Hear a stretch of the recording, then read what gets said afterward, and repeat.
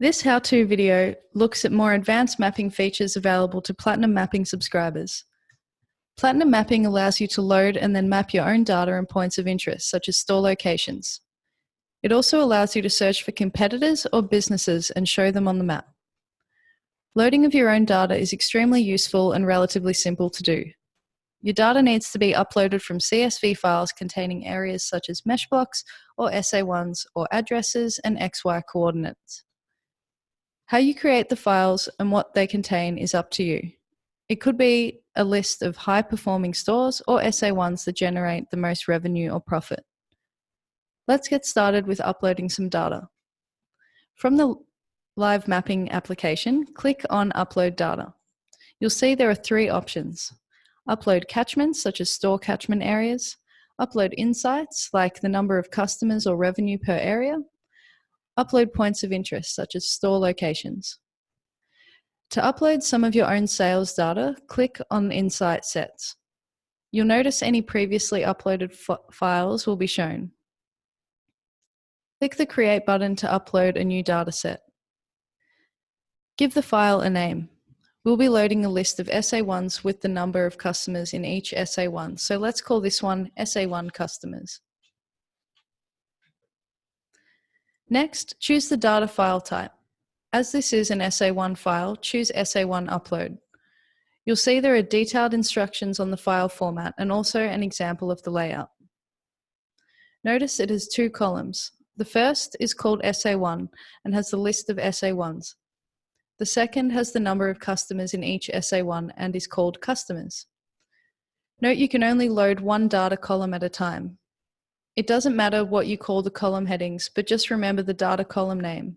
Column 2 will be the name of the data set when you use it inside the mapping application. In this case, it's Customers. Before we add the file, let's have a quick look at it. It is very important your file looks like this. Going back to the upload interface, you can now add the SA1 file. You can just drag it into the load area. The final step is to click the Create Insight button. Depending on your file size, it may take some time to load and process your file. You will receive an email notifying you when the file has been processed. To view the file, select Dashboard from the menu. Create a new map. Be sure you have selected SA1 mode as your file was loaded at SA1 level. Click on Profile, My Data, and then choose the SA1 Customers layer. Your layer will now be displayed. You might have to navigate to it depending on what part of the country it covers. This file was for Melbourne, so let's go there.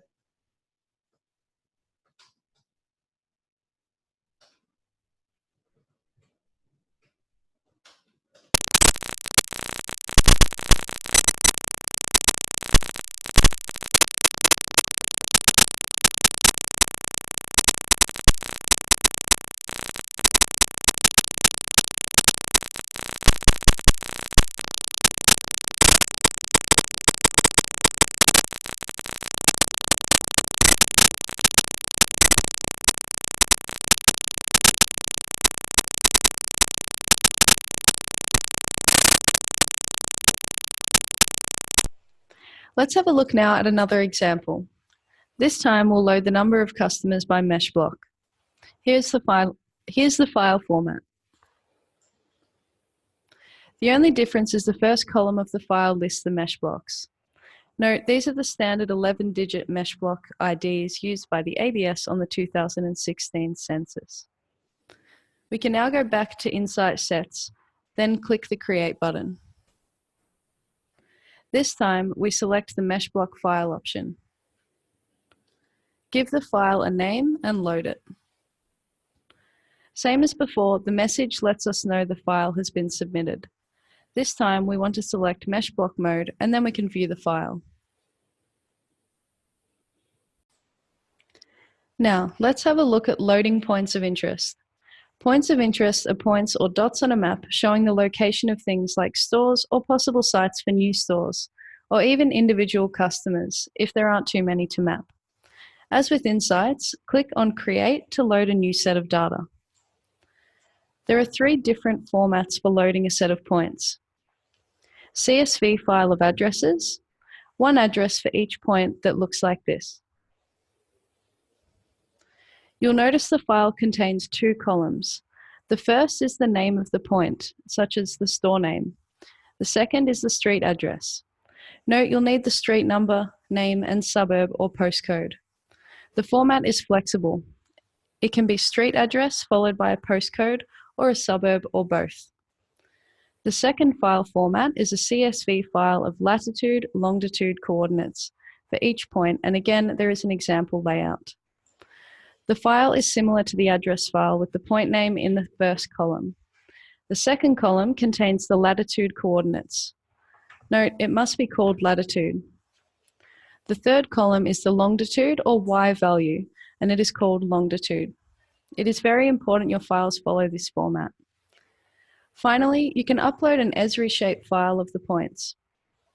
This is in proprietary ESRI format and would have been created from a GIS that you might be using, such as ArcGIS or MapInfo. To upload a set of addresses, choose Upload CSV file of addresses. Give the file a name and select Submit.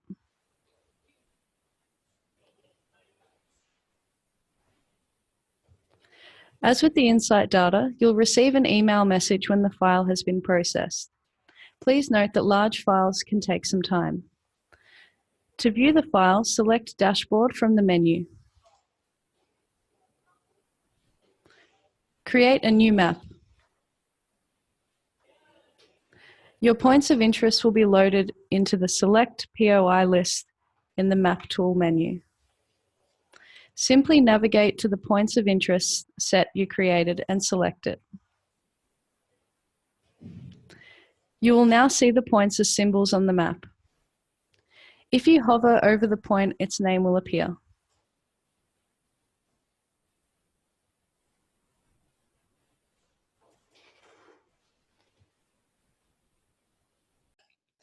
Now, let's have a look at loading catchment. Catchment can be points with a radius around them or a set of areas such as SA1s that build into a catchment. If you have a bunch of stores that you want to load as catchments, then select files with a set of addresses or lat-long coordinates. These files will look similar to the points of interest files. Let's take the same set of addresses as before. Select Catchment, Upload Addresses. Give the file a name and then submit it.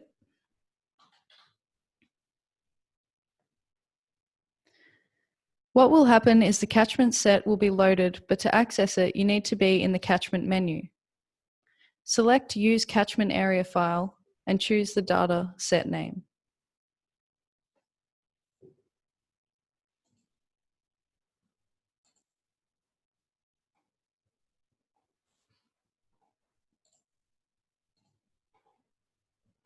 You'll see all the addresses have been loaded as catchments, and attributes like the catchment size can be changed. You can select the catchment size before you open the file, and all the catchments will be set to this size. The other way of uploading catchments is by defining them by smaller areas such as mesh block or SA1s. The file looks slightly different. The first column is the catchment name. It is repeated for each SA1 or mesh block that makes up the catchment. Again, it is super important your files follow this format. Let's load up the SA1 file, which contains 2 catchments. Choose Catchment Sets. Create and choose Catchment, Upload SCV, Upload CSV of SA1s. Give the file a name and load Give the file a name and load the CSV. Click Submit. Note it is the exact same process for a list of mesh blocks. Once the file has been processed, it will be found under the Use Catchment Area file.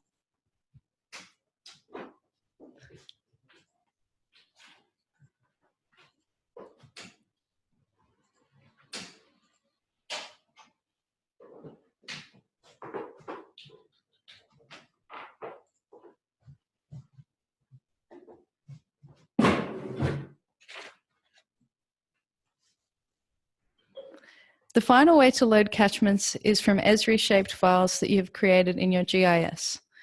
What you decide to load into the mapping is ultimately up to you.